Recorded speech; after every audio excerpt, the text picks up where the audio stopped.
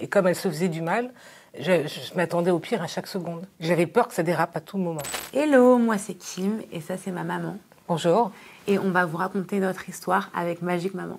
Alors moi j'ai eu une adolescence assez compliquée parce que j'étais en obésité morbide. J'ai toujours été dans les psys, c'est-à-dire que depuis petite mes parents se sont séparés assez jeunes, donc j'ai été voir des psys très jeunes. Et en fait à partir de mes 13 ans, on a compris que j'allais très mal. Ma mère a compris que j'allais très mal et c'est à partir de mes 13 ans que j'ai commencé à avoir un vrai parcours psy. Et à partir de mes 14 ans que j'ai eu ma première hospitalisation. Donc en fait, j'ai pas vraiment eu d'adolescence. Je savais que Kim allait pas bien, mais pas à ce point-là. Finalement. Quand on arrive à 150 kilos à 15 ans ou même pas, c'est sûr que ça peut pas aller bien. Je la voyais en train de chanter, en train de rire, avec plein de monde autour d'elle.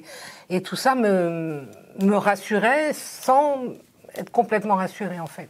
Le point d'alerte numéro 1, ça a été sa grande sœur, sa grande demi-sœur, qui m'a fait comprendre qu'elle se scarifiait. Je ne savais même pas ce que voulait dire ce mot. Je ne pouvais même pas imaginer que ça existait, que quelqu'un pouvait se faire subir ça. Et là, ça a été le début de la guerre pour la sauver. D'abord, je m'en voulais terriblement de ne pas l'avoir remarqué avant et de ne pas avoir pu arriver avant ou l'aider avant. Donc, non seulement je découvrais un monde, mais je découvrais l'horreur de ce besoin, parce que c'était devenu un vrai besoin pour elle, c'était la seule façon d'extérioriser sa souffrance. On m'a fait comprendre que j'étais un danger pour moi-même et qu'il fallait absolument qu'on m'hospitalise pour me sauver. Sauf que moi, j'ai 14 ans, je comprends pas trop ce qui se passe.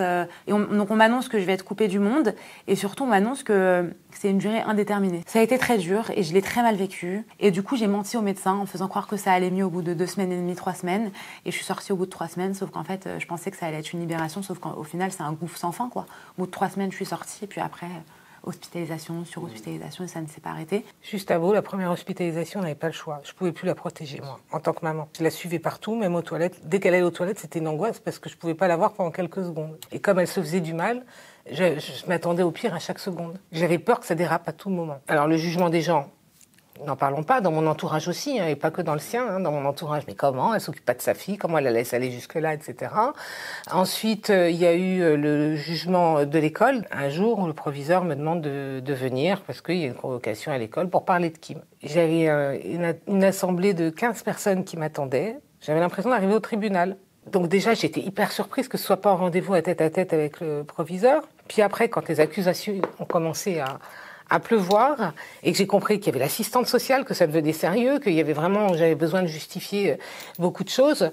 Je suis calme normalement, mais là je me suis vraiment énervée. Et il me semble que tu avais même dit qu'elle vienne à la maison. Mais bien sûr, je me suis tellement énervée que j'ai dit mais vous ne savez pas de quoi vous parlez, vous vous occupez d'enfants, je comprends pas. Et l'assistante sociale qui était là, qui devait rendre un rapport, parce que c'était pas normal que Kim rate autant les cours, j'ai dit alors s'il vous plaît maintenant, pour être clair, comme ça on n'en parle plus, je regarde l'assistante sociale, venez à la maison avec moi maintenant.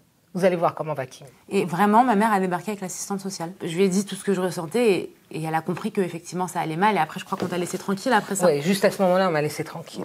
Il y a une fois où voilà, ça y est, c'était trop, j'allais trop mal, donc j'ai pris des médicaments et en fait, je me suis rendu compte de mon geste. Et là, j'ai appelé ma mère qui est venue me voir et elle voyait que je commençais à partir, donc elle a essayé de me faire vomir. Elle a essayé de faire les gestes de premier secours et elle a compris qu'en fait c'était peut-être trop tard, donc elle a tout de suite appelé les pompiers. Et en fait, je me souviens de me réveiller dans une salle complètement blanche. Et en fait, je suis en tenue d'hôpital et je ne sais pas où je suis et je ne sais pas ce qui s'est passé. Et en fait, donc il y a cette fameuse phrase que je dis à ma mère dont je me souviens pas du tout parce que j'étais encore dans un état second, quoi. Et je sais qu'elle t'a beaucoup marqué. La détresse était telle, bon déjà qu'elle a été jusqu'à la tentative de suicide, donc ça c'est une détresse tellement énorme. Elle me regarde les yeux tellement désemparés, tellement tristes, tellement... J'ai un peu de mal même à... Et elle me regarde et me dit « Je me suis ratée, mince, je me suis ratée ». Je voyais tous mes copains qui me racontaient qu'en fait, ils allaient faire ça, leurs grandes ambitions de vie. Moi, je les regardais en souriant, je me disais « Waouh, c'est incroyable d'avoir des ambitions de vie, en fait ». Et j'ai été voir ma mère, je lui ai dit « Maman, je pense que je suis prête à me refaire hospitaliser, mais cette fois, c'est moi qui en ai envie et je vais m'en sortir ». Et je pense que tout a changé à partir du moment où j'ai voulu, en fait, m'en sortir de moi-même. Donc, j'ai fait confiance.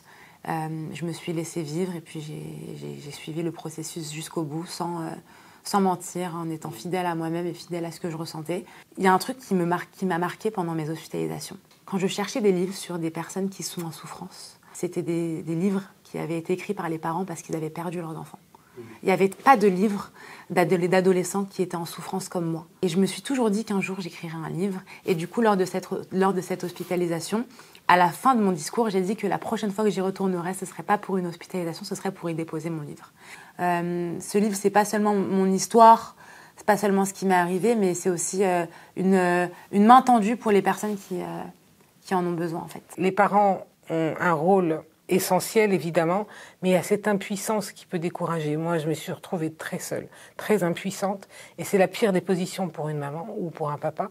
Mais aujourd'hui, heureusement, il y a des aides, il ne faut pas hésiter à aller se renseigner, et puis je vous dis surtout, inspecter, parce que l'enfant ne vous dira pas spontanément qu'il va mal, au contraire, il faut un décodeur, et le décodeur, c'est le parent qui va le chercher, c'est pas l'enfant qui va le donner.